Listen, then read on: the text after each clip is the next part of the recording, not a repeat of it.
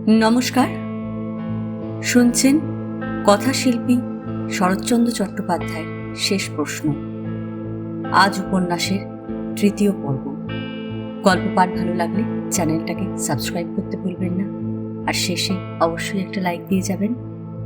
চলুন শুরু করি আজকের পাঠ।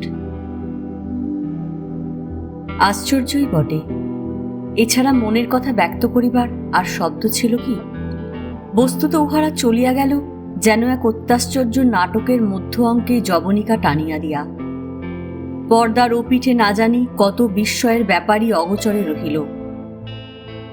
সকলের মনের মধ্যে এই একটা কথাই তোলাপাড়া করিতে লাগিল, এবং সকলেরই মনে হইল যেন এই জন্যই এখানে শুধু তাহারা আসিয়াছিল। আকাশে চাঁদ উঠিয়াছে, হেমন্তের শিশির সিক্ত মন্দ জ্যোৎস্নায় অদূরে তাজের শ্বেত মর্মর মায়াপুরীর ন্যায় উদ্ভাসিত হইয়া উঠিয়াছে, কিন্তু তাহার প্রতি আর কাহারও চোখ নাই। মনোরমা বলিল, এবার না উঠলে তোমার সত্যি অসুখ করবে বাবা। অবিনাশ কহিলেন, হিম পড়ছে, উঠুন। সকলেই উঠিয়া দাঁড়াইলেন। ফটকের বাহিরে আশুবাবুর প্রকাণ্ড মোটর গাড়ি দাঁড়াইয়া, কিন্তু অক্ষয় হরেন্দ্রর টাঙাওয়ালার খোঁজ পাওয়া গেল না।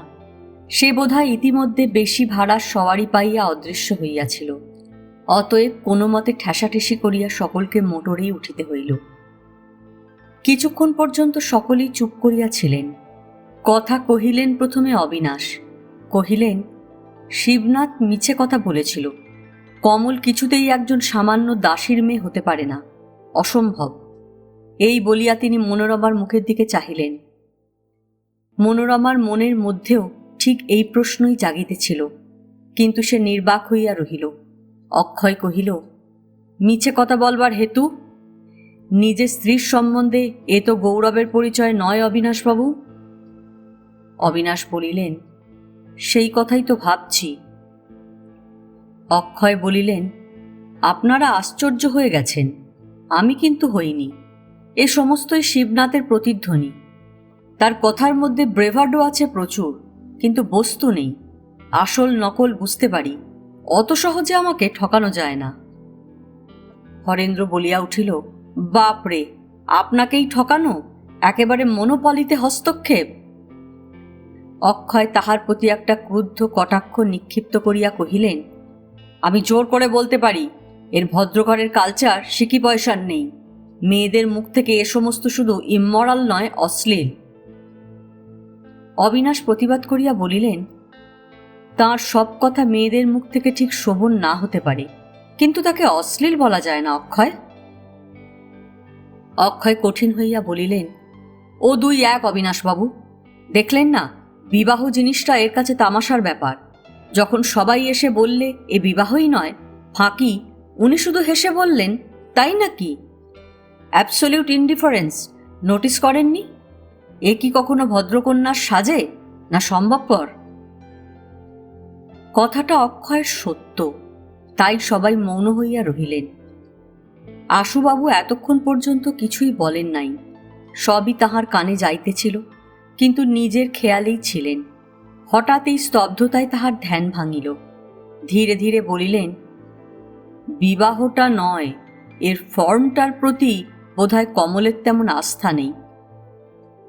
অনুষ্ঠান যা হোক, কিছু একটা হলেই ওর হলো। স্বামীকে বললে, ওরা যে বলে বিয়েটা হলো ফাঁকি। স্বামী বললেন, বিবাহ হলো আমাদের শৈব মতে। কমল তাই শুনে খুশি হয়ে বললে, শিবের সঙ্গে বিয়ে যদি হয়ে থাকে আমার শৈব মতে, তো সে ভালো। কথাটি আমার কি যে মিষ্টি লাগলো অবিনাশবাবু। ভিতরে ভিতরে অবিনাশের মনটিও ছিল ঠিক এই সুরেই বাঁধা। কহিলেন, আর সেই শিবনাথের মুখের পানে চেয়ে হাসি মুখে জিজ্ঞাসা করা, হ্যাঁ গা, করবে নাকি তুমি এই রকম? দেবে নাকি আমাকে ফাঁকি? কত কথাই তো তারপরে হয়ে গেল আশুবাবু, কিন্তু এর রেশটুকু যেন আমার কানের মধ্যে এখনো বাজছে। প্রত্যুত্তরে আশুবাবু হাসিয়া শুধু একটুখানি মাথা নাড়িলেন। অবিনাশ বলিলেন, আর ওই শিবানী নামটুকু, এই কি কম মিষ্টি আশুবাবু? অক্ষয় আর যেন সহিতে পারিল না, বলিল, আপনারা অবাক করলেন অবিনাশবাবু।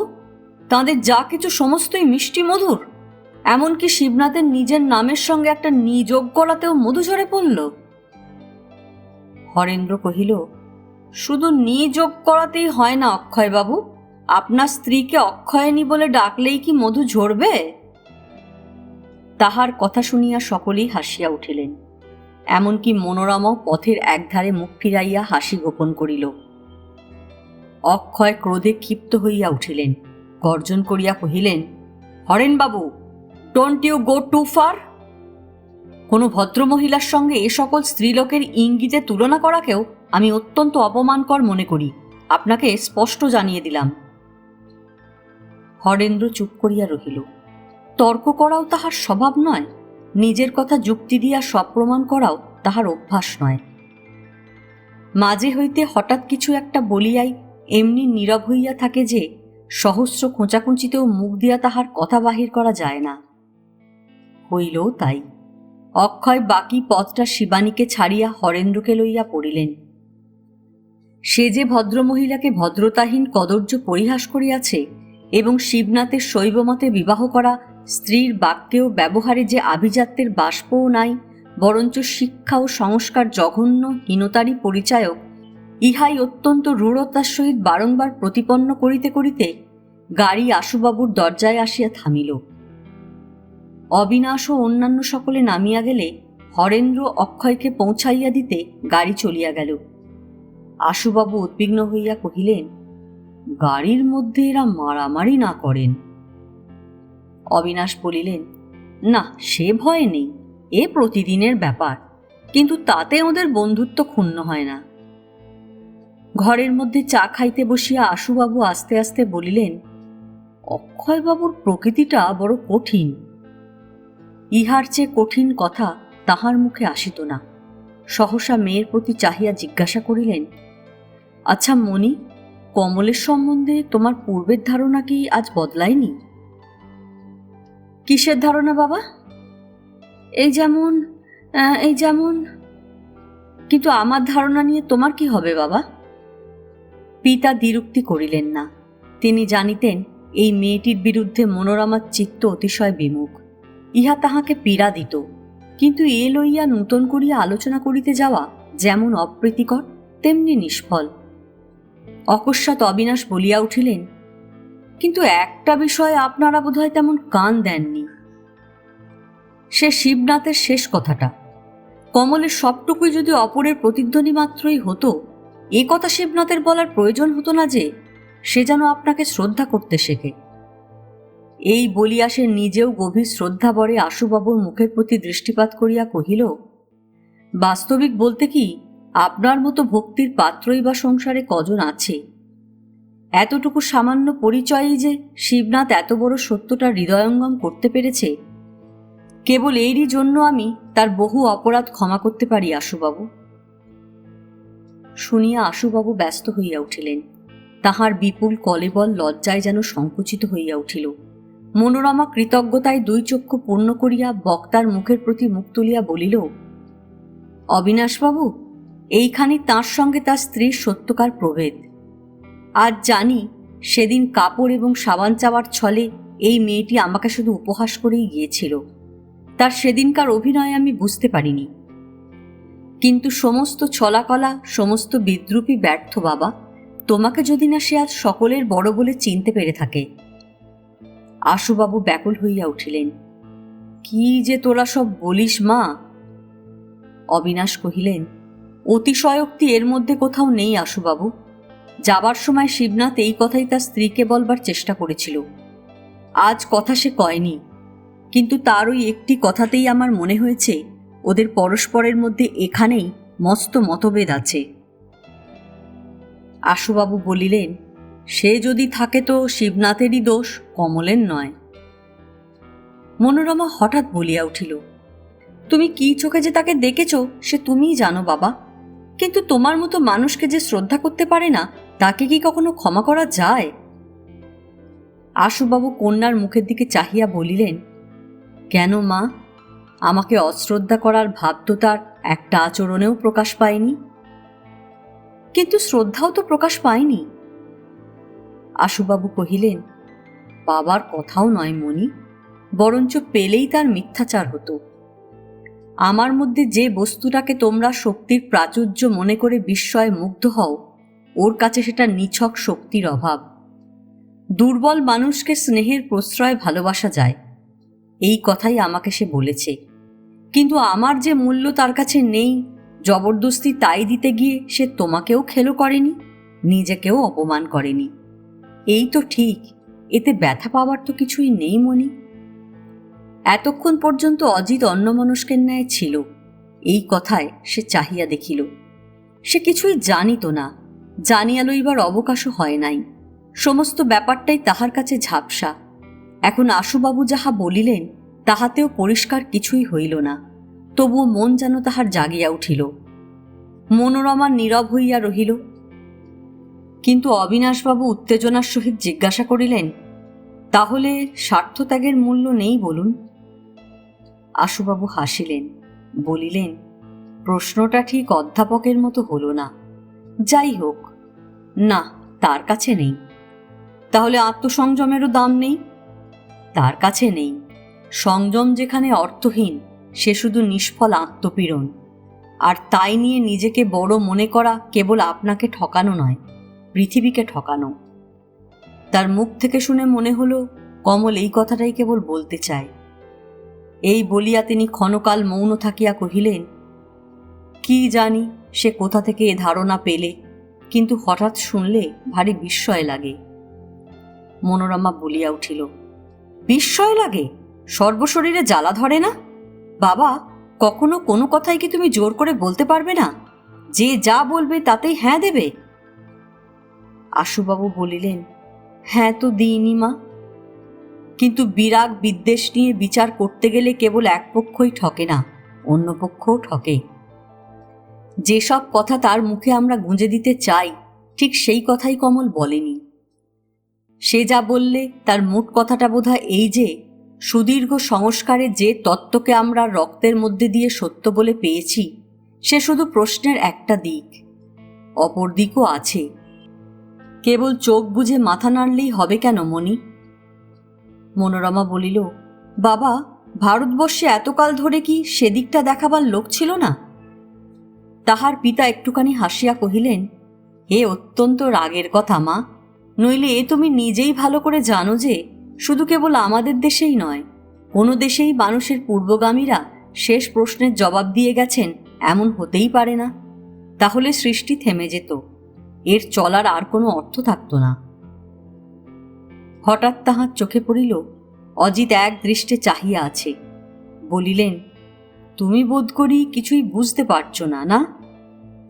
অজিত ঘাড় নাড়িলে আশুবাবু ঘটনাটা আনুপূর্বিক বিবৃত করিয়া কহিলেন, অক্ষয় কি যে পবিত্র হোমকুণ্ডের আগুন জ্বেলে দিলেন, লোকে চেয়ে দেখবে কি, ধোঁয়ার জ্বালায় চোখ খুলতেই পারলে না। অথচ মজা হলো এই যে আমাদের মামলা হলো শিবনাথের বিরুদ্ধে, আর দণ্ড দিলাম কমলকে। তিনি ছিলেন এখানকার একজন অধ্যাপক, মদ খাবার অপরাধে গেল তার চাকরি। রুগ্না স্ত্রীকে ত্যাগ করে ঘরে আনলেন কমলকে, বললেন বিবাহ হয়েছে শৈব মতে। অক্ষয়বাবু ভিতরে ভিতরে সংবাদ আনিয়ে জানলেন সব ফাঁকি। জিজ্ঞাসা করা হলো, মেয়েটি কি ভদ্রঘরের? শিবনাথ বললেন সে তাঁদের বাড়ির দাসীর কন্যা। প্রশ্ন করা হলো, মেয়েটি কি শিক্ষিতা? শিবনাথ জবাব দিলেন, শিক্ষার জন্য বিবাহ করেননি, করেছেন রূপের জন্যে। শূন্য কথা। কমলের অপরাধ আমি কোথাও খুঁজে পাইনি অজিত, অথচ তাকেই দূর করে দিলাম আমরা সকল সংসর্গ থেকে। আমাদের ঘৃণাটা পড়ল গিয়ে তারপরেই সবচেয়ে বেশি। আর এই হলো সমাজের সুবিচার। মনোরমা কহিল, তাকে কি সমাজের মধ্যে ডেকে আনতে চাও বাবা? আশুবাবু বলিলেন, আমি চাইলেই হবে কেন মা? সমাজে অক্ষয়বাবুরাও তো আছেন, তাঁরাই তো প্রবল পক্ষ। মেয়ে জিজ্ঞাসা করিল, তুমি একলা হলে ডেকে আনতে বোধহয়? পিতা তাহার স্পষ্ট জবাব দিলেন না, কহিলেন, ডাকতে গেলেই কি সবাই আসে মা? অজিত বলিল, আশ্চর্য এই যে আপনার মতের সঙ্গেই তার সবচেয়ে বিরোধ, অথচ আপনারই স্নেহ পেয়েছেন তিনি সবচেয়ে বেশি। অবিনাশ বলিলেন, তার কারণ আছে অজিতবাবু। কমলের আমরা কিছুই জানি নে, জানি শুধু তার বিপ্লবের মতটাকে, আর জানি তার অখণ্ড মন্দ দিকটাকে। তাই তার কথা শুনলে আমাদের ভয়ও হয়, রাগও হয়। ভাবি এইবার গেল বুঝি সব। আশুবাবুকে উদ্দেশ করিয়া কহিলেন, ওর নিষ্পাপ দেহ, নিষ্কলুষ মন, সন্দেহের ছায়াও পড়ে না, ভয়েরও দাগ লাগে না। মহাদেবের ভাগ্যে বিষই বা কি আর অমৃতই বা কি, গলাতেই আটকাবে, উদরস্থ হবে না। দেবতার দলই আসুক আর দৈত্য দানাতেই ঘিরে ধরুক, নির্লিপ্ত নির্বিকার চিত্ত, শুধু বাতে কাবু না করলেই উনি খুশি। কিন্তু আমাদের তো। কথা শেষ হইল না। আশুবাবু অকস্মাৎ 2 হাত তুলিয়া তাহাকে থামাইয়া দিয়া কহিলেন, আর দ্বিতীয় কথাটি উচ্চারণ করবেন না অবিনাশবাবু, আপনার পায়ে পড়ি। নিরবচ্ছিন্ন একটি যুগ বিলেতে কাটিয়ে এসেছি, সেখানে কি করেছি না করেছি নিজেরই মনে নেই। অক্ষয়ের কানে গেলে আর রক্ষে থাকবে না, একেবারে নারী নক্ষত্র টেনে বার করে আনবে। তখন? অবিনাশ সবিস্ময় কহিলেন, আপনি কি বিলেতে গিয়েছিলেন নাকি? আশুবাবু বলিলেন, হ্যাঁ, সে দুষ্কার্য হয়ে গেছে। মনোরমা কহিল, ছেলেবেলা থেকে বাবার সমস্ত এডুকেশনটাই হয়েছে ইউরোপে। বাবা ব্যারিস্টার, বাবা ডক্টর। অবিনাশ কহিলেন, বলেন কি? আশুবাবু তেমনিভাবেই বলিয়া উঠিলেন, ভয় নেই, ভয় নেই প্রফেসর, সমস্ত ভুলে গেছি। দীর্ঘকাল যাযাবর বৃত্তি অবলম্বন করে মেয়ে নিয়ে এখানে সেখানে টোল ফেলে বেড়াই। ওই যা বললেন, সমস্ত চিত্ততলটা একেবারে ধুয়ে মুছে নিষ্পাপ নিষ্কলুষ হয়ে গেছে, ছাপ ছোপ কোথাও কিছু বাকি নেই। সে যাই হোক, দয়া করে ব্যাপারটা যেন আর অক্ষয়বাবুর গোচর করবেন না। অবিনাশ হাসিয়া বলিলেন, অক্ষয়কে আপনার বাড়ি ভয়। আশুবাবু তৎক্ষণাৎ স্বীকার করিয়া কহিলেন, হ্যাঁ, এক বাতের জ্বালায় বাঁচিনে, তাতে ওর কৌতূহল জাগ্রত হলে একেবারে মারা যাব। মনোরমা রাগিয়াও হাসিয়া ফেলিল, বলিল, বাবা, এ তোমার বড় অন্যায়। বাবা বলিলেন, অন্যায় হোক মা, আত্মরক্ষা সকলেরই অধিকার আছে। শুনিয়া সকলেই হাসিতে লাগিল। মনোরমা জিজ্ঞাসা করিল, আচ্ছা বাবা, মানুষের সমাজে অক্ষয়বাবুর মতো লোকের কি প্রয়োজন নেই তুমি মনে করো? আশুবাবু বলিলেন, তোমার ওই প্রয়োজন শব্দটাই যে সংসারে সবচেয়ে গোলমেলে বস্তু মা। আগে ওর নিষ্পত্তি হোক, তবে তোমার প্রশ্নের যথার্থ উত্তর দেওয়া যাবে। কিন্তু সে তো হবার নয়, তাই চিরকালই এই নিয়ে তর্ক চলেছে, আর মীমাংসা হলো না। মনোরমা ক্ষুণ্ণ হইয়া কহিল, তুমি সব কথারই জবাব এমনি এড়িয়ে চলে যাও বাবা, কখনো স্পষ্ট করে কিছু বলো না, এ তোমার বড় অন্যায়। আশুবাবু হাসি মুখে কহিলেন, স্পষ্ট করে বলবার মতো বিদ্যে বুদ্ধি তোর বাপের নেই মনি, সে তোর কপাল। এখন খামুকা আমার ওপর রাগ করলে চলবে কেন বলতো? অজিত হঠাৎ উঠিয়া দাঁড়াইয়া কহিল, মাথাটা একটু ধরেছে, বাইরে বাইরে খানি ঘুরে আসি গে। আশুবাবু ব্যস্ত হইয়া বলিলেন, মাথার অপরাধ নেই বাবা, কিন্তু এই হিমে, এই অন্ধকারে। দক্ষিণের একটা খোলা জানালা দিয়া অনেকখানি স্নিগ্ধ জ্যোৎস্নার নিচের কার্পেটের উপর ছড়াইয়া পড়িয়াছিল। অজিত সেই দিকে তাহার দৃষ্টি আকৃষ্ট করিয়া কহিল, হিম হয়তো একটু পড়ছে, কিন্তু অন্ধকার নেই, যাই একটু ঘুরে আসি। কিন্তু হেঁটে বেরিও না। না, গাড়িতেই যাব। গাড়ির ঢাকনাটা তুলে দিও অজিত, যেন হিম না লাগে। অজিত সম্মত হইল। আশুবাবু বলিলেন, তাহলে অবিনাশবাবুকেও অমনি পৌঁছে দিয়ে যেও, কিন্তু ফিরতে যেন দেরি না হয়। আচ্ছা বলিয়া অজিত অবিনাশবাবুকে সঙ্গে করিয়া বাহির হইয়া গেলে আশুবাবু মৃদু হাস্য করিয়া কহিলেন, এ ছেলের মোটরে ঘোড়া বাতিক দেখছি এখনো যায়নি, এ ঠান্ডায় চলল বেড়াতে। দিন 15 পরের কথা। সন্ধ্যা হইতে বিলম্ব নাই। অজিত আশুবাবু ও মনোরমাকে অবিনাশবাবুর বাটিতে নামাইয়া দিয়া একাকী ভ্রমণে বাহির হইয়াছিল। এমন সে প্রায়ই করিত। যে পথটা শহরের উত্তর হইতে আসিয়া কলেজের সম্মুখ দিয়া কিছুদূর পর্যন্ত গিয়া সোজা পশ্চিমে চলিয়া গিয়াছে, তাহারই একটা নিরালা জায়গায় সহসা উচ্চ নারী কণ্ঠে নিজের নাম শুনিয়া অজিত চমকিয়া গাড়ি থামাইয়া দেখিল শিবনাথের স্ত্রী কমল। পথের ধারে ভাঙাচোরা পুরাতনকালের একটা দ্বিতল বাড়ি, সুমুখে একটুখানি তেমনি শ্রীহীন ফুলের বাগান। তাহারই একধারে দাঁড়াইয়া কমল হাত তুলিয়া ডাকিতেছে। মোটর থামিতে সে কাছে আসিল, কহিল, আর একদিন আপনি একলা যাচ্ছিলেন, আমি কত ডাকলাম কিন্তু শুনতে পেলেন না। পাবেন কি করে? বাপরে বাপ, যে জোরে যান, দেখলে মনে হয় যেন দম বন্ধ হয়ে যাবে। আপনার ভয় করে না? অজিত গাড়ি হইতে নিচে নামিয়া দাঁড়াইল, কহিল, আপনি একলা যে, শিবনাথবাবু কই?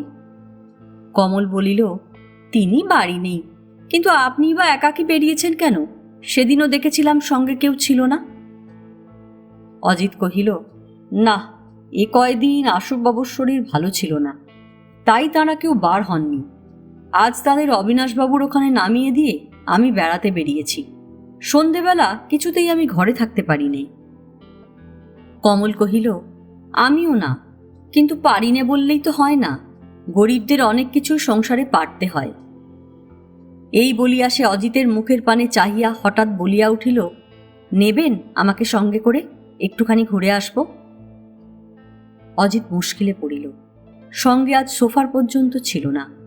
শিবনাথবাবু গৃহে নাই তাহা পূর্বেই শুনিয়াছে, কিন্তু প্রত্যাখ্যান করিতেও বাধিল।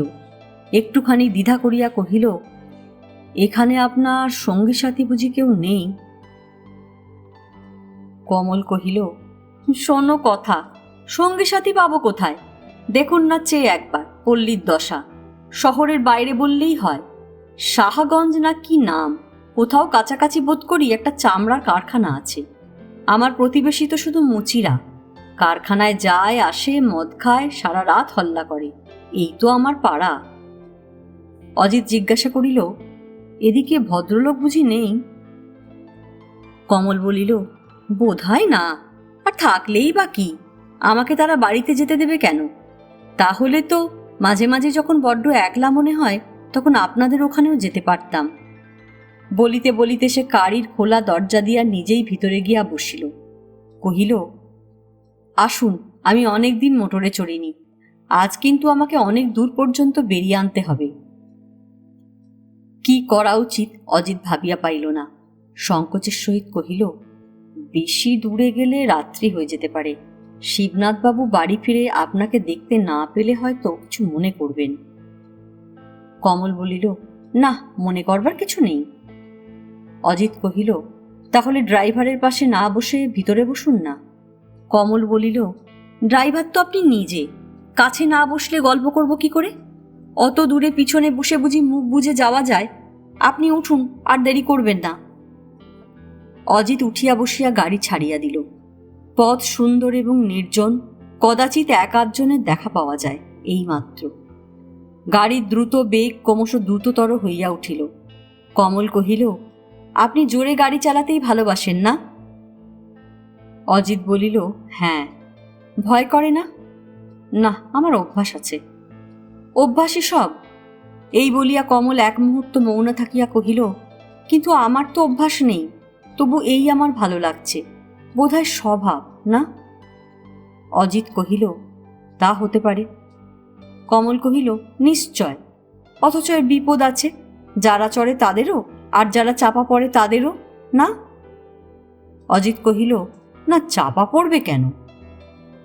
কমল কহিল, পড়লেই বা অজিতবাবু, দ্রুত বেগের ভারী একটা আনন্দ আছে, গাড়িরই বা কি আর জীবনেরই বা কি। কিন্তু যারা ভীতু লোক তারা পারে না, সাবধানে ধীরে ধীরে চলে, ভাবে পথ হাঁটার দুঃখটা যে বাঁচল এই তাদের ঢের।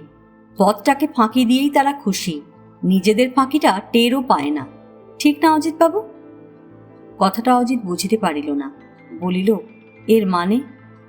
কমল তাহার মুখের পানে চাহিয়া একটুখানি হাসিল, ক্ষণেক পরে মাথা নাড়িয়া বলিল, মানে নেই, এমনি। কথাটা সে যে বুঝাইয়া বলিতে চাহে না, এইটুকুই শুধু বোঝা গেল, আর কিছু না। অন্ধকার গাঢ়তর হইয়া আসিতেছে। অজিত ফিরিতে চাহিল। কমল কহিল, এরই মধ্যে? চলুন আর একটু যাই। অজিত কহিল, অনেক দূরে এসে পড়েছি, ফিরতে রাত হবে। কমল বলিল, হলই বা, কিন্তু শিবনাথবাবু হয়তো বিরক্ত হবেন। কমল জবাব দিল, হলেনি বা। অজিত মনে মনে বিস্মিত হইয়া বলিল, কিন্তু আশুবাবুদের বাড়ি ফিরিয়ে নিয়ে যেতে হবে, বিলম্ব হলে ভালো হবে না। কমল প্রত্যুত্তরে কহিল, আগ্রা শহরে তো গাড়ির অভাব নেই, তারা অনায়াসে যেতে পারবেন, চলুন আরও একটু। এমনি করিয়া কমল যেন তাহাকে জোর করিয়াই নিরন্তর সম্মুখের দিকে ঠেলিয়া লইয়া যাইতে লাগিল। ক্রমশ লোক বিরল পথ একান্ত জনহীন ও রাত্রির অন্ধকার প্রগাঢ় হইয়া উঠিল। চারিদিকের দিগন্ত বিস্তৃত প্রান্তর নিরতিশয় স্তব্ধ। অজিত হঠাৎ একসময় উদ্বিগ্ন চিত্তে গাড়ির গতিরোধ করিয়া বলিল, আর না, ফিরি চলুন। কমল কহিল, চলুন। ফিরিবার পথে সে ধীরে ধীরে বলিল, ভাবছিলাম মিথ্যার সঙ্গে রফা করতে গিয়ে জীবনের কত অমূল্য সম্পদই না মানুষে নষ্ট করে। আমাকে একলা নিয়ে যেতে আপনার কত সংকোচই না হয়েছিল। আমিও যদি সেই ভয় পিছিয়ে যেতাম, এমন আনন্দটি তো অদৃষ্টে ঘটত না। অজিত কহিল, কিন্তু শেষ পর্যন্ত না দেখে নিশ্চয় করে তো কিছুই বলা যায় না। ফিরে গিয়ে আনন্দের পরিবর্তে নিরানন্দ তো অদৃষ্টে লেখা থাকতে পারে। কমল কহিল, এই অন্ধকার নির্জন পথে একলা আপনার পাশে বসে ঊর্ধ্বশ্বাসে কত দূরেই না বেরিয়ে এলাম। আজ আমার কি যে ভালো লেগেছে তা আর বলতে পারি নে। অজিত বুঝিল কমল তাহার কথায় কান দেয় নাই। সে যেন নিজের কথা নিজেকেই বলিয়া চলিতেছে। শুনিয়া লজ্জা পাইবার মতো হয়তো সত্যই ইহাতে কিছুই নাই, তবুও প্রথমটা সে যেন সংকুচিত হইয়া উঠিল। ওই মেয়েটির সম্বন্ধে বিরুদ্ধ কল্পনা ও অশুভ জনশ্রুতির অতিরিক্ত বোধহয় কেহই কিছু জানে না। যাহা জানে তাহারও হয়তো অনেকখানি মিথ্যা, এবং সত্য যাহা আছে তাহাতেও হয়তো অসত্যের ছায়া এমনি ঘোরালো হইয়া পড়িয়াছে যে চিনিয়া লইবার পথ নাই। ইচ্ছা করিলে যাচাই করিয়া যাহারা দিতে পারে তাহারা দেয় না, যেন সমস্তটাই তাহাদের কাছে একেবারে নিছক পরিহাস। অজিত চুপ করিয়া আছে, ইহাতেই কমলের যেন চেতনা হইল। কহিল, ভালো কথা, কি বলছিলেন? ফিরে গিয়ে আনন্দের বদলে নিরানন্দ অদৃষ্টে লেখা থাকতে পারে? পারে বই কি। অজিত কহিল, তাহলে? কমল বলিল, তা হলেও এ প্রমাণ হয় না যে আনন্দ আজ পেলাম তা পাইনি। এবার অজিত হাসিল, বলিল, সে প্রমাণ হয় না, কিন্তু এ প্রমাণ হয় যে আপনি তার্কিক কম নয়, আপনার সঙ্গে কথায় পেরে ওঠা ভার। অর্থাৎ যাকে বলে কূটতার্কিক, তাই আমি? অজিত কহিল, না তা নয়, কিন্তু শেষ ফল যার দুঃখেই শেষ হয়, তার গোড়ার দিকে যত আনন্দই থাক তাকে সত্যকার আনন্দভোগ বলা চলে না, এ তো আপনি নিশ্চয়ই মানেন। কমল বলিল, না, আমি মানি নে। আমি মানি যখন যেটুকু পাই তাকেই যেন সত্যি বলে মেনে নিতে পারি। দুঃখের দাহ যেন আমার বিগত সুখের শিশির বিন্দুগুলিকে শুষে ফেলতে না পারে। সে যত অল্পই হোক, পরিমাণ তার যত তুচ্ছই সংসারে গণ্য হোক, তবুও যেন তাকে না অস্বীকার করি। একদিনের আনন্দ যেন না আর একদিনের নিরানন্দের কাছে লজ্জাবোধ করে।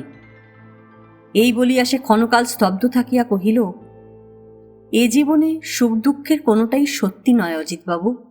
সত্যি শুধু তার চঞ্চল মুহূর্তগুলি, সত্যি শুধু তার চলে যাওয়ার ছন্দটুকু।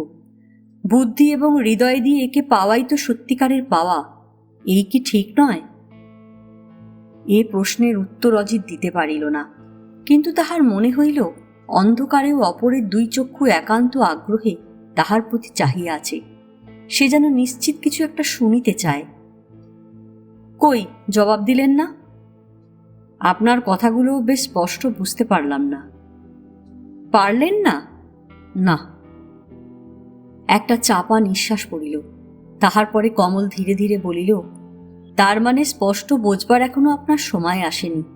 যদি কখনো আসে আমাকে কিন্তু মনে করবেন, করবেন তো? অজিত কহিল, করব। গাড়ি আসি আসি ভাঙা ফুলবাগানের সম্মুখে থামিল। অজিত দ্বার খুলিয়া নিজে রাস্তায় আসিয়া দাঁড়াইল। বাটির দিকে চাহিয়া কহিল, কোথাও এতটুকু আলো নেই, সবাই বোধহয় ঘুমিয়ে পড়েছে। কমল নামিতে নামিতে কহিল, বোধ হয়। অজিত কহিল, দেখুন তো আপনার অন্যায়, কাউকে জানিয়ে গেলেন না, শিবনাথবাবু না জানি কত দুর্ভাবনাই ভোগ করছেন। কমল কহিল, দুর্ভাবনার ভারে ঘুমিয়ে পড়েছেন। অজিত জিজ্ঞাসা করিল, এই অন্ধকারে যাবেন কি করে? গাড়িতে একটা হাত লণ্ঠন আছে, সেটা জেলে নিয়ে সঙ্গে যাব। কমল অত্যন্ত খুশি হইয়া কহিল, তাহলে তো বাঁচি অজিতবাবু। আসুন আসুন, আপনাকে একটুখানি চা খাইয়ে দিই। অজিত অনুনয়ের কণ্ঠে কহিল, আর যা হুকুম করুন পালন করব, কিন্তু এত রাত্রে চা খাবার আদেশ করবেন না। চলুন, আপনাকে পৌঁছে দিয়ে আসছি। সদর দরজায় হাত দিতেই খুলিয়া গেল। ভিতর বারান্দায় একজন হিন্দুস্তানি দাসী ঘুমাইতেছিল। মানুষের সাড়া পাইয়া উঠিয়া বসিল। বাড়িটি দ্বিতল, উপরের ছোট ছোট গুটি দুই ঘর, অতিশয় সংকীর্ণ সিঁড়ির নিচে মিটমিট করিয়া একটি হারিকেন লণ্ঠন জ্বলিতেছে। সেইটি হাতে করিয়া কমল তাহাকে উপরে আহ্বান করিতে অজিত সংকোচে ব্যাকুল হইয়া বলিল, না, এখন যাই, অনেক রাত হল। কমল জিদ করিয়া কহিল, সে হবে না, আসুন। অজিত তথাপি দ্বিধা করিতেছে দেখিয়া সে বলিল, আপনি ভাবছেন এলে শিবনাথবাবুর কাছে ভারী লজ্জার কথা, কিন্তু না এলে যে আমার লজ্জা আরও ঢের বেশি, এ ভাবছেন না কেন? আসুন, নিচে থেকে এমন অনাদরে আপনাকে যেতে দিলে রাত্রে আমি ঘুমোতে পারবো না। অজিত উঠিয়া আসিয়া দেখিল ঘরে আসবাব নাই বলিলেই হয়।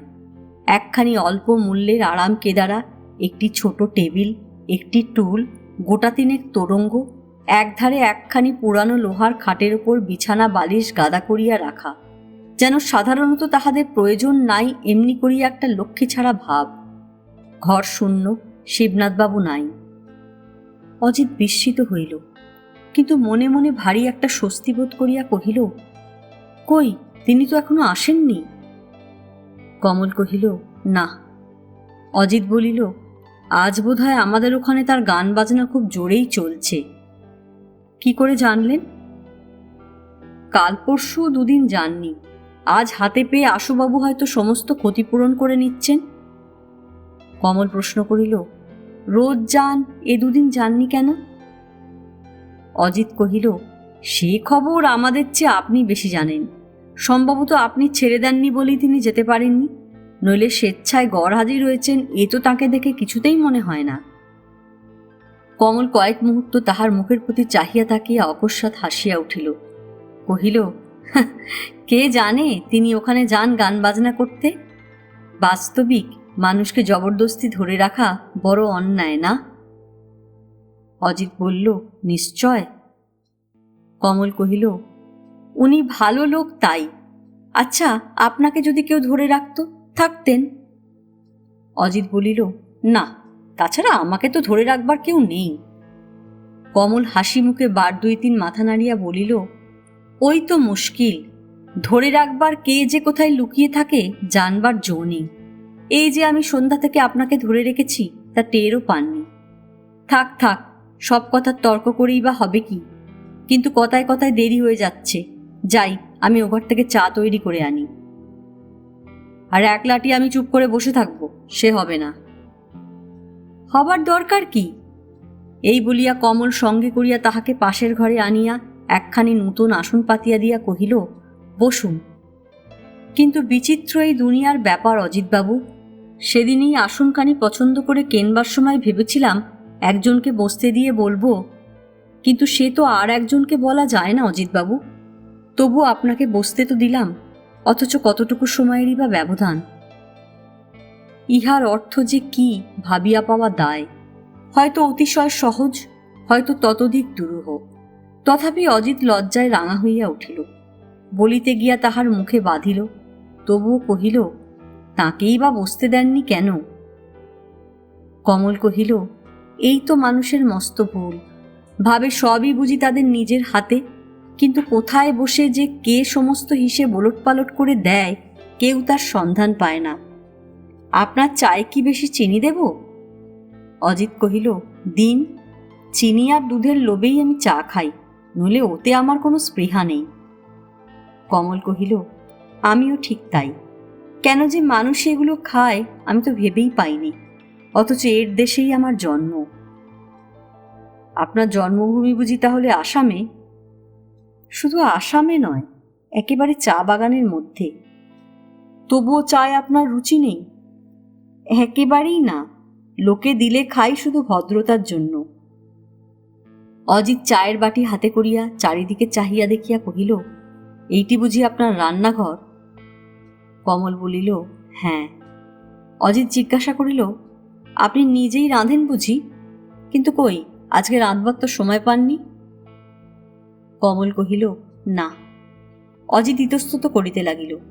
কমল তাহার মুখের প্রতি চাহিয়া হাসি মুখে বলিল, এবার জিজ্ঞাসা করুন, তাহলে আপনি খাবেন কি? তার জবাবে আমি বলবো, রাত্রে আমি খাইনি, সমস্ত দিনে কেবল একটিবার মাত্র খাই। কেবল একটিবার মাত্র? কমল কহিল, হ্যাঁ, কিন্তু এরপরেই আপনার মনে হওয়া উচিত তাই যদি হলো তবে শিবনাথবাবু বাড়ি এসে খাবেন কি? তাঁর খাওয়া তো দেখেছি, সে তো আর এক আধবারের ব্যাপার নয়। এর উত্তরে আমি বলবো, তিনি তো আপনাদের বাড়িতেই খেয়ে আসেন, তাঁর ভাবনা কি? আপনি বলবেন, তা বটে, কিন্তু সে তো প্রত্যহ নয়। শুনে আমি ভাবব, এ কথার জবাব পরকে দিয়ে আর লাভ কি? কিন্তু তাতেও আপনাকে নিরস্ত করা যাবে না। তখন বাধ্য হয়ে বলতেই হবে, অজিতবাবু, আপনাদের ভয় নেই, তিনি এখানে আর আসেন না। শৈব বিবাহের শিবানীর মোহবোধায় তার কেটেছে। অজিত সত্য সত্যই এ কথার অর্থ বুঝিতে পারিল না। গভীর বিস্ময় তাহার মুখের পানে চাহিয়া জিজ্ঞাসা করিল, এর মানে? আপনি কি রাগ করে বলছেন? কমল কহিল, না, রাগ করে নয়। রাগ করবা বোধহয় আজ আমার জোর নেই। আমি জানতাম পাথর কিনতে তিনি জয়পুর গেছেন। আপনার কাছেই প্রথম খবর পেলাম আগ্রা ছেড়ে আজও তিনি যাননি। চলুন ও ঘরে গিয়ে বসি গে। এ ঘরে আনিয়া কমল বলিল, এই আমাদের শোবার ঘর। তখনও এর বেশি একটা জিনিসও এখানে ছিল না, আজও তাই আছে। কিন্তু সেদিন এদের চেহারা দেখে থাকলে আজ আমাকে বলতেও হতো না যে আমি রাগ করিনি। কিন্তু আপনার যে ভয়ানক রাত হয়ে যাচ্ছে অজিতবাবু, আর তো দেরি করা চলে না। অজিত উঠিয়া দাঁড়াইয়া কহিল, হ্যাঁ, আজ তাহলে আমি যাই। কমল সঙ্গে সঙ্গে উঠিয়া দাঁড়াইল। অজিত কহিল, যদি অনুমতি করেন তো কাল আসি। হ্যাঁ, আসবেন। এই বলিয়া সে পিছনে পিছনে নিচে নামিয়া আসিল। অজিত বার কয়েক ইতস্তত করিয়া কহিল, যদি অপরাধ না নেন তো একটা কথা জিজ্ঞাসা করে যাই। শিবনাথবাবু কতদিন হলো আসেননি? হলো অনেক দিন। এই বলিয়া সে হাসিল। অজিত তাহার লণ্ঠনের আলোকে স্পষ্ট দেখিতে পাইল, এ হাসির জাতই আলাদা। তাহার পূর্বেকার হাসির সহিত কোথাও ইহার কোনো অংশেই সাদৃশ্য নাই। অজিত যখন বাড়ি ফিরিল তখন গভীর রাত্রি। পথ নীরব, দোকানপাট বন্ধ, কোথাও মানুষের চিহ্ন মাত্র নাই। ঘড়ি খুলিয়া দেখিল তাহা দমের অভাবে 8টা বাজিয়া বন্ধ হইয়াছে। এখন হয়তো 1টা, না হয়তো 2টা। ঠিক যে কত কোনো আন্দাজ করিতে পারিল না। আশুবাবুর গৃহে এতক্ষণ যে একটা অত্যন্ত উৎকণ্ঠার ব্যাপার চলিতেছে তাহা নিশ্চিত। শোয়ার কথা দূরে যাক, হয়তো খাওয়া দাওয়া পর্যন্ত বন্ধ হইয়া আছে। ফিরিয়া সে যে কি বলিবে ভাবিয়া পাইল না। সত্য ঘটনা বলা যায় না। কেন যায় না সে তর্ক নিষ্ফল, কিন্তু যায় না। বরঞ্চ মিথ্যা বলা যায়, কিন্তু মিথ্যা বলার অভ্যাস তাহার ছিল না। না হইলে মোটরে একাকী বাহির হইয়া বিলম্বের কারণ উদ্ভাবন করিতে ভাবিতে হয় না। গেট খোলা ছিল। দারোয়ান সেলাম করিয়া জানাইল যে সোফার নাই, সে তাহাকে খুঁজিতে বাহির হইয়াছে। গাড়ি আস্তা বলে রাখিয়া অজিত আশুবাবুর বসিবার ঘরে গিয়া প্রবেশ করিতেই দেখিল তিনি তখনও শুইতে যান নাই। অসুস্থ দেহ লইয়াও একাকী অপেক্ষা করিয়া আছেন। উদ্বেগে সোজা উঠিয়া বসিয়া বলিলেন, এই যে আমি বারবার বলছি কি একটা অ্যাক্সিডেন্ট হয়েছে। কতবার তোমাকে বলেছি পথে ঘাটে কখনো একলা বার হতে নেই। বুড়োর কথা খাটলো তো, শিক্ষে হলো তো?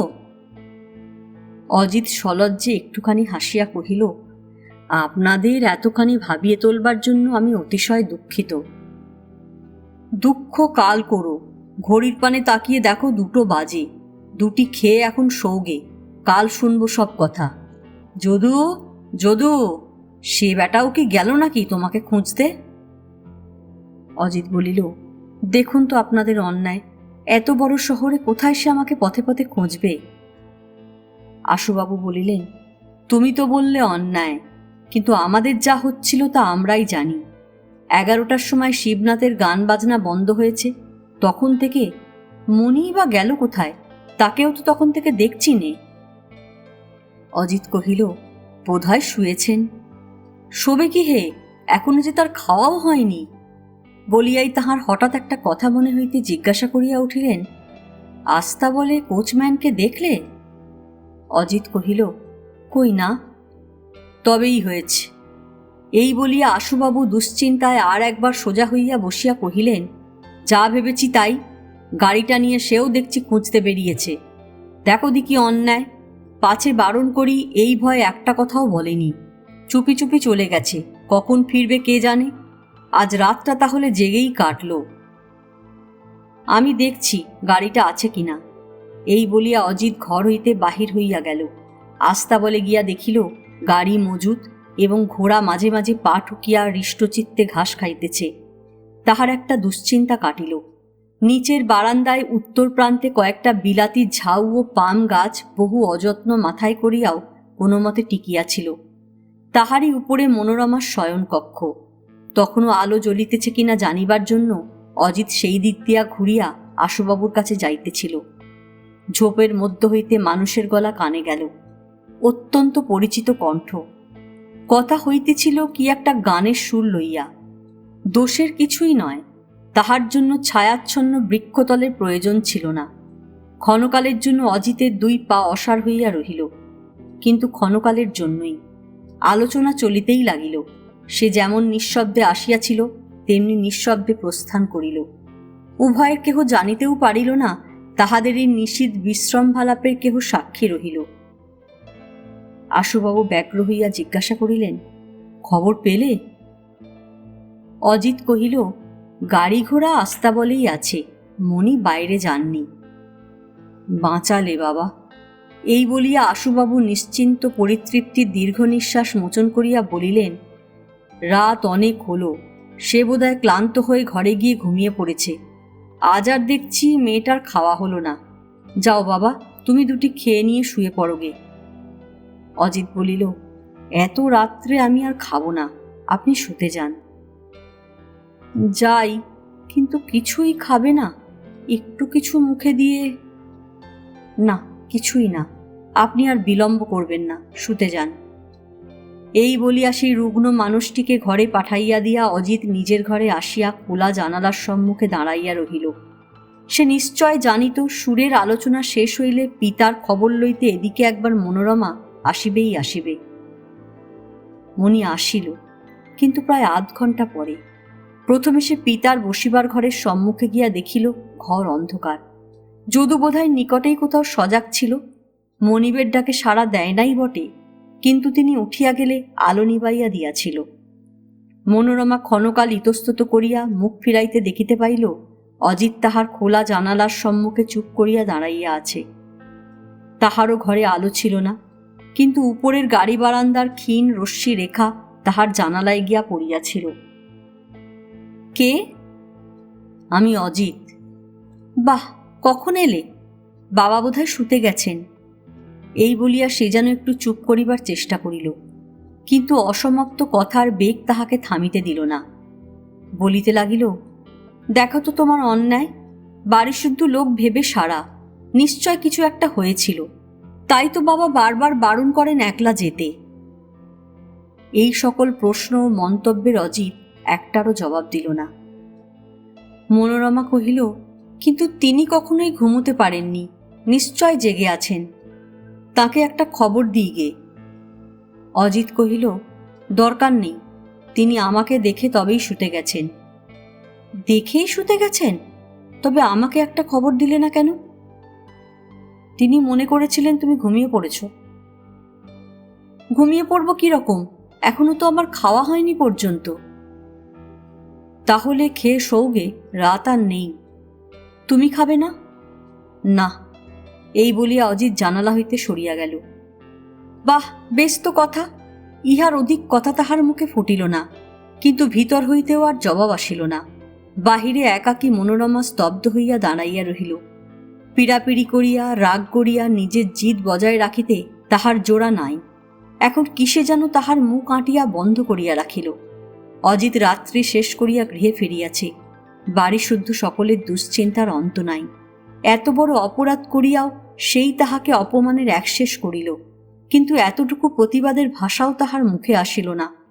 এবং শুধু কেবল জিহবাই নির্বাক নয়, সমস্ত দেহটাই যেন কিছুক্ষণের মতো বিবশ হইয়া রহিল। জানালায় কেহ ফিরিয়া আসিল না। সে রহিল কি গেল এটুকু জানারও কেহ প্রয়োজন বোধ করিল না।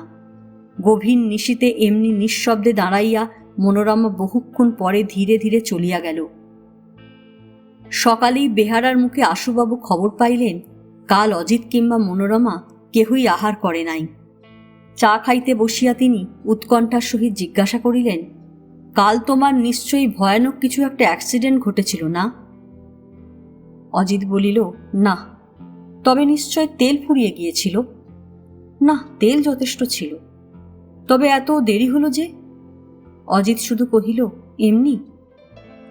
মনোরমা নিজে চা খায় না।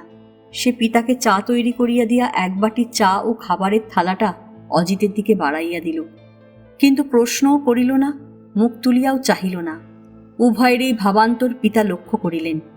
আহার শেষ করিয়া অজিত স্নান করিতে গেলে তিনি কন্যাকে নিরালায় পাইয়া উদ্বিগ্ন কণ্ঠে কহিলেন, না মা, এটা ভালো নয়। অজিতের সঙ্গে আমাদের সম্বন্ধ যত ঘনিষ্ঠই হোক, তবু এ বাড়িতে তিনি অতিথি। অতিথির যোগ্য মর্যাদা তাঁকে দেওয়া চাই। মনোরমা কহিল, দেওয়া চাই নে এ কথা তো আমি বলিনি বাবা। না না, বলনি সত্যি, কিন্তু আমাদের আচরণে কোনোরূপ বিরক্তি প্রকাশ পাওয়াও অপরাধ।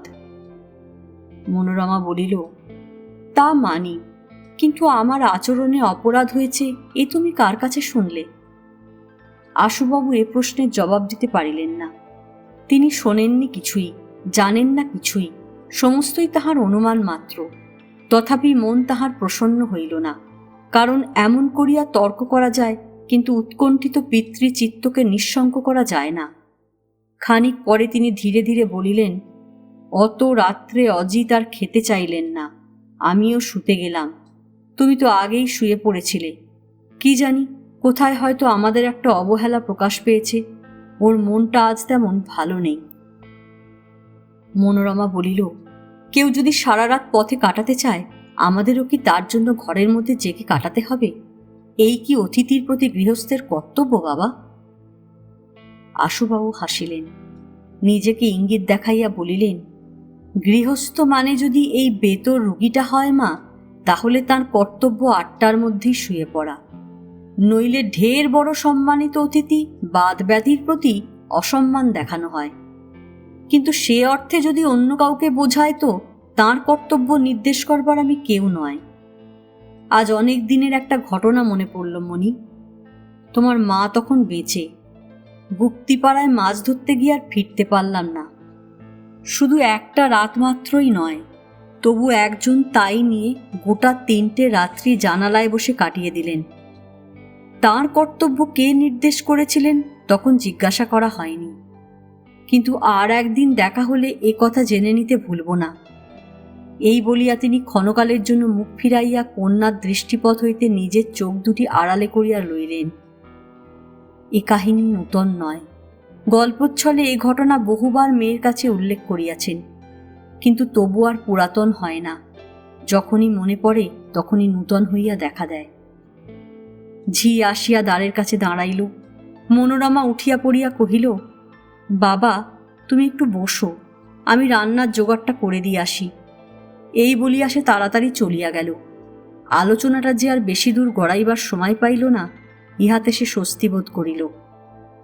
দিনের মধ্যে আশুবাবু কয়েকবার অজিতের খোঁজ করিয়া একবার জানিলেন সে বই পড়িতেছে, একবার খবর পাইলেন সে নিজের ঘরে বসিয়া চিঠিপত্র লিখিতেছে। মধ্যাহ্ন ভোজনের সময় সে প্রায় কথাই কহিল না এবং খাওয়া শেষ হইতে উঠিয়া চলিয়া গেল। অন্যান্য দিনের তুলনায় তাহা যেমন রূঢ় তেমনি বিস্ময়কর।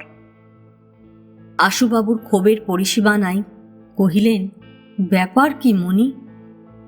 মনোরমা আজ বরাবরই পিতার দৃষ্টি এড়াইয়া চলিতেছিল। এখনো বিশেষ কোনো দিকে না চাহিয়াই কহিল, জানি নে তো বাবা। তিনি ক্ষণকাল নিজের মনে চিন্তা করিয়া যেন নিজেকেই বলিতে লাগিলেন, তার ফিরে আসা পর্যন্ত আমি তো জেগেই ছিলাম, খেতেও বললাম, কিন্তু অনেক রাত্রি হয়েছে বলে সে নিজেই খেলে না। তোমার শুয়ে পড়াটা হয়তো ঠিক হয়নি, কিন্তু এতে এমন কি অন্যায় হয়েছে আমি তো ভেবে পাইনি। এই তুচ্ছ কারণটাকে সে এত মনে করে নেবে, এর চেয়ে আশ্চর্য আর কি আছে? মনোরমা চুপ করিয়া রহিল। আশুবাবু নিজেও কিছুক্ষণ মৌন থাকিয়া ভিতরের লজ্জাটা দমন করিয়া বলিলেন, কথাটা তাকে তুমি জিজ্ঞাসা করলে না কেন? মনোরমা জবাব দিল, জিজ্ঞাসা করবার কি আছে বাবা? জিজ্ঞাসা করিবার অনেক আছে, কিন্তু করাও কঠিন, বিশেষত মনির পক্ষে, ইহা তিনি জানিতেন। তথাপি কহিলেন, সে যে রাগ করে আছে এ তো খুব স্পষ্ট। বোধহয় সে ভেবেছে তুমি তাকে উপেক্ষা করো। এরকম অন্যায় ধারণা তো তার মনে রাখা যেতে পারে না। মনোরমা বলিল, আমার সম্বন্ধে ধারণা যদি তিনি অন্যায় করে থাকেন সে তাঁর দোষ। একজনের দোষ সংশোধনের গরজটা কি আর একজনকে গায়ে পড়ে নিতে হবে বাবা? পিতা এ প্রশ্নের উত্তর দিতে পারিলেন না। মেয়েকে তিনি যেভাবে মানুষ করিয়া আসিয়াছেন তাহাতে তাহার আত্মসম্মানে আঘাত পড়ে এমন কোনো আদেশই করিতে পারেন না। সে উঠিয়া গেলে এই কথাটাই নিজের মধ্যে অবিশ্রাম তোলাপাড়া করিয়া তিনি অত্যন্ত বিমর্ষ হইয়া রহিলেন। এরূপ কলহ ঘটিয়াই থাকে এবং এ ভ্রম ক্ষণিক মাত্র, এমন একটা কথা তিনি বহুবার মনে মনে আবৃত্তি করিয়াও জোর পাইলেন না। অজিতকে তিনি জানিতেন, শুধু কেবল সে সকল দিক দিয়া সুশিক্ষিতই নয়, তাহার মধ্যে এমন একটা চরিত্রের সত্যপরতা তিনি নিঃসংশয়ে উপলব্ধি করিয়াছিলেন যে আজিকার এই অহেতুক বিরাগের কোনো মতেই সামঞ্জস্য হয় না। সকলের অপরিসীম উদ্বেগের হেতু হইয়াও সে লজ্জাবোধের পরিবর্তে রাগ করিয়া রহিল। এমন অসম্ভব যে কি করিয়া তাহাতে সম্ভবকর হইল মীমাংসা করা কঠিন। বিকালের দিকে একখানা টাঙা গাড়ি গেটের মধ্যে ঢুকিতে দেখিয়া আশুবাবু খবর লইয়া জানিলেন গাড়ি আসিয়াছে অজিতের জন্য। অজিতকে ডাকিয়া পাঠাইলেন। সে আসিলে তিনি কষ্টে একটুখানি হাসিয়া জিজ্ঞাসা করিলেন, টাঙা কি হবে অজিত? একবার বেড়াতে বার হব। কেন, মোটর কি হলো, আবার বিগড়েছে নাকি? না, কিন্তু আপনাদের প্রয়োজন হতে পারে তো। যদি হয়ও, তার জন্য একটা ঘোড়ার গাড়ি আছে। এই বলিয়া তিনি এক মুহূর্ত মৌন থাকিয়া কহিলেন, বাবা অজিত, আমাকে সত্যি বলো, মোটর নিয়ে কোনো কথা উঠেছে? অজিত কহিল, কই, আমি তো জানি নে। তবে আজও আপনাদের গান বাজনার আয়োজন আছে। তাঁদের আনতে বাড়ি পৌঁছে দিতে মোটরের আবশ্যকই বেশি, ঘোড়া গাড়িতে ঠিক হয়ে উঠবে না। সকাল হইতে নানান রূপ দুশ্চিন্তায় কথাটা আশুবাবু ভুলিয়াই ছিলেন। এখন মনে পড়িল কাল সভাভঙ্গের পরে আজিকার জন্য তাহাদের আহ্বান করা হইয়াছিল এবং সন্ধ্যার পরেই মজলিস বসিবে। একটা খাওয়ানোর কল্পনাও যে মনোরমার ছিল, এর সঙ্গে এ কথাও তাহার স্মরণ হইল। কিন্তু মনে মনে একটু হাসিলেন, কারণ প্রচ্ছন্ন কলহের মানসিক অস্বচ্ছন্দতায় কথাটা তাহার নিজেরই মনে নাই এবং মনে পড়িয়াও ভালো লাগিল না। তখন মেয়ের কাছে যে আজ এ সকল কতদূর বিরক্তিকর তাহা স্বতঃসিদ্ধের মতো অনুমান করিয়া কহিলেন, আজ ওসব হবে না অজিত। অজিত কহিল, কেন? কেন? মনিকেই একবার জিজ্ঞাসা করে দেখো না। এই বলিয়া তিনি বেহারাকে উচ্চৈস্বরে ডাকাডাকি করিয়া কন্যাকে ডাকিতে পাঠাইয়া ঈষৎ হাসিয়া কহিলেন, তুমি রাগ করে আছো বাবা, গান বাজনা শুনবে কে, মনি? আচ্ছা, সেসব আর একদিন হবে। এখন যাও, তুমি মোটর নিয়ে একটু ঘুরে এসোগে, কিন্তু বেশি দেরি করতে পারবে না। আর তোমার একলা যাওয়াও চলবে না, তা বলে দিচ্ছি। ড্রাইভার বেটা যে কুঁড়ে হয়ে গেল। এই বলিয়া তিনি একটা সুকঠিন সমস্যার অভাবনীয় সুমীমাংসা করিয়া উচ্ছল আনন্দে আরাম কেদারায় চিত হইয়া পড়িয়া ফোঁস করিয়া পরিতৃপ্তির দীর্ঘশ্বাস মোচন করিলেন। সঙ্গে সঙ্গে বলিলেন, তুমি যাবে টাঙা ভাড়া করে বেড়াতে? ছি! মনোরমা ঘরে পা দিয়া অজিতকে দেখিয়া ঘাড় বাঁকাইয়া দাঁড়াইল। সাড়া পাইয়া আশুবাবু আবার সোজা হইয়া বসিলেন। সকৌতুক স্নিগ্ধ হাস্যে মুখ উজ্জ্বল করিয়া কহিলেন, বলি, আজকের কথাটা মনে আছে তো মা, না একদম ভুলে বসে আছো? কি বাবা? আজ যে সকলের নেমন্তন্ন, তোমার গানের পালা শেষ হলে তাদের যে আজ খাওয়াবে, বলি মনে আছে তো? মনোরমা মাথা নাড়িয়া কহিল, আছে বই কি, মোটর পাঠিয়ে দিয়েছি তাদের আনতে।